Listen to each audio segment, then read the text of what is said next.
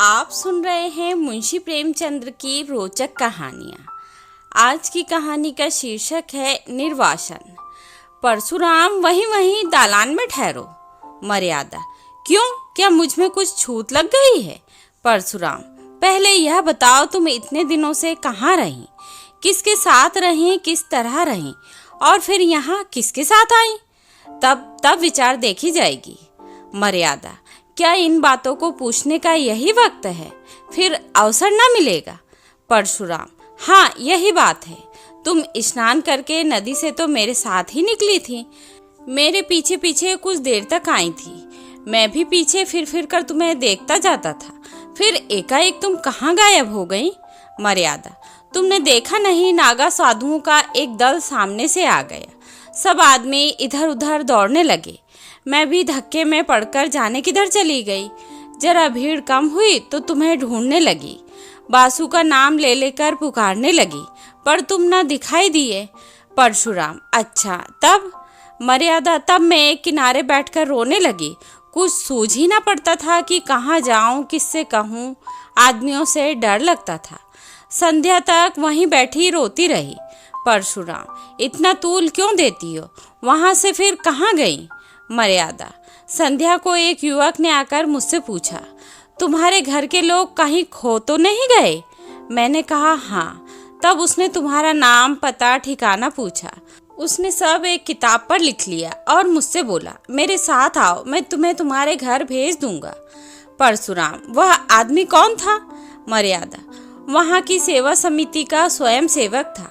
परशुराम, तो तुम उसके साथ हो ली? मर्यादा, और क्या करती? वह मुझे समिति के कार्यालय में ले गया। वहाँ एक शामियाने में एक लंबी दाढ़ी वाला मनुष्य बैठा हुआ कुछ लिख रहा था। वहीं उन सेवकों का अध्यक्ष था, और भी कितने ही सेवक वहाँ खड़े थे। उसने मेरा पता ठिकाना रजिस्टर में लिखकर मुझसे एक अलग शामियाने में भेज दिया, जहाँ और भी कितनी खोई हुई स्त्रियाँ बैठी हुई थी। परशुराम, तुमने उसी वक्त अध्यक्ष से क्यों न कहा कि मुझे पहुंचा दीजिए? मर्यादा, मैंने कई बार नहीं, सैकड़ों बार कहा, लेकिन वह यह कहते रहे, जब तक मेला न खत्म हो जाए और सब खोई हुई स्त्रियां एकत्र न हो जाए, मैं भेजने का प्रबंध नहीं कर सकता। मेरे पास न इतने आदमी हैं, न इतना धन। परशुराम, धन की तुम्हें क्या कमी थी? कोई एक सोने की चीज बेच देती तो काफी रुपए मिल जाते। मर्यादा, आदमी तो नहीं थे। परशुराम, तुमने यह कहा था कि खर्च की कुछ चिंता न कीजिए, मैं अपने गहने बेचकर अदा कर दूंगी। मर्यादा, सब स्त्रियां कहने लगी, घबराई क्यों जाती हो? यहाँ किस बात का डर है? हम सभी जल्द अपने घर पहुँचना चाहती, मगर क्या करें? तब मैं भी चुप हो रही।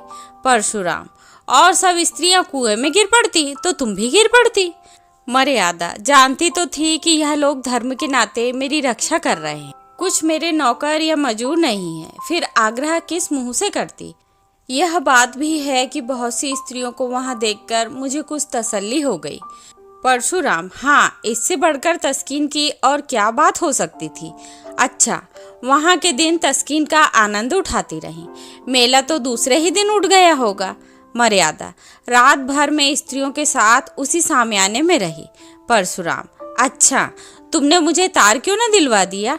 मर्यादा, मैंने समझा जब यह लोग पहुंचाने की कहते ही हैं तो तार क्यों दूं? परशुराम, खैर, रात को तो तुम वहीं रही, युवक बार बार भीतर आते रहे होंगे। मर्यादा, केवल एक बार एक सेवक भोजन के लिए पूछने आया था। जब हम सबों ने खाने से इनकार कर दिया तो वह चला गया और फिर कोई ना आया। मैं रात भर जागती रही। परशुराम, यह मैं कभी नहीं मानूंगा कि इतने युवक वहां थे और कोई अंदर न गया होगा। समिति के युवक आकाश के देवता नहीं होते। खैर, वह दाढ़ी वाला अध्यक्ष तो जरूर ही देखभाल करने गया होगा। मर्यादा, हाँ, वह आते थे पर द्वार पर से पूछकर लौट जाते थे। हाँ, जब एक महिला के पेट में दर्द होने लगा था तो 2-3 बार दवाएं पिलाने आए थे। परशुराम, निकली ना वही बात, मैं इन धूर्तों की नस नस पहचानता हूँ, विशेषकर तिलकधारी मालाधारी दड़ियलों को मैं गुरु घंटाल ही समझता हूँ। तो वे महाशय कई बार दवाई देने गए।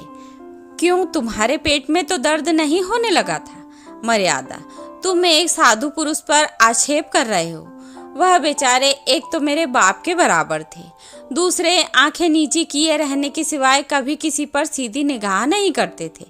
परशुराम: हाँ, वहाँ सब देवता ही देवता जमा थे। खैर, तुम रात भर वहाँ रही, दूसरे दिन क्या हुआ? मर्यादा: दूसरे दिन भी वहीं रही। एक स्वयंसेवक हम सब स्त्रियों को साथ में लेकर मुख्य मुख्य पवित्र स्थानों का दर्शन कराने गया। दोपहर को लौटकर सबों ने भोजन किया। परशुराम: तो वहाँ तुमने सैर सपाटा भी खूब किया, कोई कष्ट न होने पाया। भोजन के बाद गाना बजाना हुआ होगा। मर्यादा: गाना बजाना तो नहीं, हाँ, सब अपना अपना दुखड़ा रोती रही। शाम तक मेला उड़ गया तो 2 सेवक हम लोगों को लेकर स्टेशन पर आए। परशुराम: मगर तुम तो आज 7वें दिन आ रही हो, और वह भी अकेली। मर्यादा: स्टेशन पर एक दुर्घटना हो गई। परशुराम: हाँ, यह तो मैं समझ ही रहा था। क्या दुर्घटना हुई? मर्यादा: जब सेवक टिकट लेने जा रहा था तो एक आदमी ने आकर उससे कहा, यहाँ गोपीनाथ के धर्मशाला में एक आदमी ठहरे हुए हैं, उनकी स्त्री खो गई है। उनका भला सा नाम है, गोरे गोरे लंबे से खूबसूरत आदमी है, लखनऊ मकान है, झवाई टोले में। तुम्हारा हुलिया उसने ऐसा ठीक बयान किया कि मुझे उस पर विश्वास आ गया। मैं सामने आकर बोली, तुम बाबूजी को जानते हो? वह हंसकर बोला, जानता नहीं हूँ तो तुम्हें तलाश क्यों करता फिरता? तुम्हारा बच्चा रो रो कर हलकान हो रहा है। सब औरतें कहने लगीं, चली जाओ, तुम्हारे स्वामी जी घबरा रहे होंगे। स्वयं सेवक ने उससे 2-4 बातें पूछकर मुझे उसके साथ कर दिया। मुझे क्या मालूम था कि मैं किसी नर पिशाच के हाथों पड़ी जाती हूँ। दिल में खुशी थी कि अब बासु को देखूंगी, तुम्हारे दर्शन करूंगी। शायद इसी उत्सुकता ने मुझे असावधान कर दिया। परशुराम: तो तुम उस आदमी के साथ चल दी, वह कौन था? मर्यादा: क्या बतलाऊं कौन था? मैं तो समझती हूँ कि कोई दलाल था। परशुराम: तुम्हें यह न सूझी कि उससे कहती, जाकर बाबूजी को भेज दो? मर्यादा: अदिन आते हैं तो बुद्धि भ्रष्ट हो जाती है।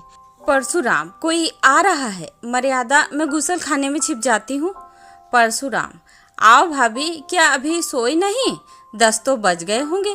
भाभी: वासुदेव को देखने को जी चाहता था भैया, क्या सो गया? परशुराम: हाँ, वह तो अभी रोते रोते सो गया। भाभी: कुछ मर्यादा का पता मिला? अब पता मिले तो भी तुम्हारे किस काम की? घर से निकली स्त्रियां थान से छूटी हुई घोड़ी हैं, जिसका कुछ भरोसा नहीं। परशुराम: कहाँ से कहाँ लेकर मैं उसे नहाने ले गया। भाभी: होनहार है भैया, होनहार। अच्छा, तो मैं जाती हूँ। मर्यादा बाहर आकर: होनहार नहीं हूँ, तुम्हारी चाल है। वासुदेव को प्यार करने के बहाने तुम इस घर पर अधिकार जमाना चाहती हो। परशुराम: बको मत, वह दलाल तुम्हें कहाँ ले गया? मर्यादा: स्वामी, यह न पूछिए, मुझे कहते हुए लज्जा आती है। परशुराम: यहाँ आते तो और भी लज्जा आनी चाहिए थी। मर्यादा: मैं परमात्मा को साक्षी देती हूँ कि मैंने उसे अपना अंग भी स्पर्श करने नहीं दिया। परशुराम: उसका हुलिया बयान कर सकती हो? मर्यादा: सांवला सा छोटे डील डॉल का आदमी था, नीचा कुर्ता पहने हुए था। परशुराम: गले में ताबीज भी थी? मर्यादा: हाँ, थी तो। परशुराम: वह धर्मशाले का मेहतर था, मैंने उसे तुम्हारे गुम हो जाने की चर्चा की थी। वाह, उस दुष्ट ने उसका वह स्वांग रचा। मर्यादा: मुझे तो वह कोई ब्राह्मण मालूम होता था। परशुराम: नहीं, मेहतर था, वह तुम्हें अपने घर ले गया? मर्यादा: हाँ, उसने मुझे तांगे पर बैठाया और एक तंग गली में एक छोटे से मकान के अंदर ले जाकर बोला, तुम यहीं बैठो, तुम्हारे बाबूजी यहीं आएंगे। अब मुझे विदित हुआ कि मुझे धोखा दिया गया। रोने लगी। वह आदमी थोड़ी देर बाद चला गया और एक बुढ़िया आकर मुझे भांति भांति के प्रलोभन देने लगी। सारी रात रो रो कर काटी। दूसरे दिन दोनों फिर मुझे समझाने लगे कि रो रो कर जान दे दोगी, मगर यहाँ कोई तुम्हारी मदद को ना आएगा। तुम्हारा एक घर टूट गया, हम तुम्हें उससे कहीं अच्छा घर देंगे, जहाँ तुम सोने के कौर खाओगी और सोने से लद जाओगी। तब मैंने देखा कि यहाँ से किसी तरह नहीं निकल सकती, तो मैंने कौशल करने का निश्चय किया। परशुराम: खैर सुन चुका, मैं तुम्हारा ही कहना मान लेता हूँ कि तुमने अपने सतीत्व की रक्षा की, पर मेरा हृदय तुमसे घृणा करता है।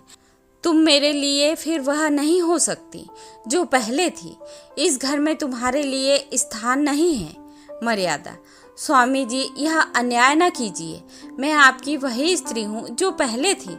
सोचिए मेरी दशा क्या होगी। परशुराम, मैं यह सब सोच चुका और निश्चय कर चुका। आज 6 दिन से यह सोच रहा हूँ। तुम जानती हो कि मुझे समाज का भय नहीं। छूत विचार को मैंने पहले ही तिलांजलि दे दी है। देवी देवताओं को पहले ही विदा कर चुका हूँ, पर जिस स्त्री पर दूसरी निगाहें पड़ चुकी, जो 1 सप्ताह तक न जाने कहाँ और किस दशा में रही, उसे अंगीकार करना मेरे लिए असंभव है। अगर यह अन्याय है तो ईश्वर की ओर से मेरा दोष नहीं है। मर्यादा, मेरी व्यवस्था पर आपको जरा भी दया नहीं आती। परशुराम, जहाँ घृणा है वहाँ दया कहाँ। मैं अभी तुम्हारा भरण पोषण करने को तैयार हूँ। जब तक जीऊंगा तुम्हें अन्न वस्त्र का कष्ट न होगा, पर तुम मेरी स्त्री नहीं हो सकती। मर्यादा, मैं अपने पुत्र का मुंह न देखूं अगर किसी ने स्पर्श भी किया हो।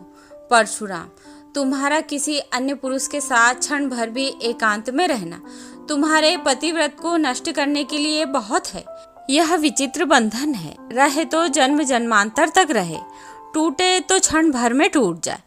तुम ही बताओ, किसी मुसलमान ने जबरदस्ती मुझे अपना उच्छिष्ट भोजन खिला दिया होता तो मुझे स्वीकार करती? मर्यादा, वह तो दूसरी बात है। परशुराम, नहीं, एक ही बात है।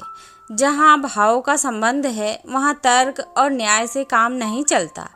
यहाँ तक अगर कोई कह दे कि तुम्हारे पानी को मेहतर ने छू लिया है, तब भी उसे ग्रहण करने से तुम्हें घृणा आएगी। अपने ही दिल से सोचो कि तुम्हारे साथ न्याय कर रहा हूँ या अन्याय। मर्यादा, मैं तुम्हारी छुई चीजें न खाती, तुमसे पृथक रहती, पर तुम्हें घर से तो न निकाल सकती थी। मुझे इसलिए न दुत्कार रहे हो कि तुम घर के स्वामी हो और कि मैं इसका पालन कर सकता हूँ। परशुराम, यह बात नहीं है, मैं इतना नीच नहीं हूँ। मर्यादा, तो तुम्हारा यही अंतिम निश्चय है? परशुराम, हाँ, अंतिम। मर्यादा, जानते हो इसका परिणाम क्या होगा? परशुराम, जानता भी हूँ और नहीं भी जानता। मर्यादा, मुझे वासुदेव ले जाने दोगे? परशुराम, वासुदेव मेरा पुत्र है। मर्यादा, उसे एक बार प्यार कर लेने दोगे? परशुराम, अपनी इच्छा से नहीं, तुम्हारी इच्छा हो तो दूर से देख सकती हो। मर्यादा, तो जाने दो, ना देखूंगी, समझ लूंगी कि विधवा हूँ और बांझ भी हूँ। चलो मन, अब इस घर में तुम्हारा निभाह नहीं है, चलो जहाँ भाग्य ले जाए। तो यह थी मुंशी प्रेमचंद्र के द्वारा लिखी हुई कहानी निर्वासन। आशा करती हूँ आप सभी को पसंद आएगी।